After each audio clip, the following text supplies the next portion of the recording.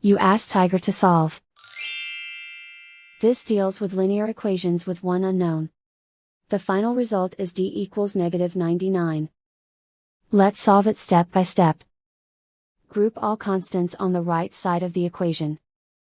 Add 4 to both sides.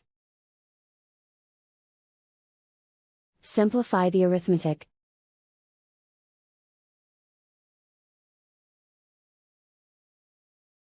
Isolate the d. Multiply both sides by 11. Group like terms. Multiply the coefficients. Simplify the fraction. Simplify the arithmetic. And so the final result is d equals -99.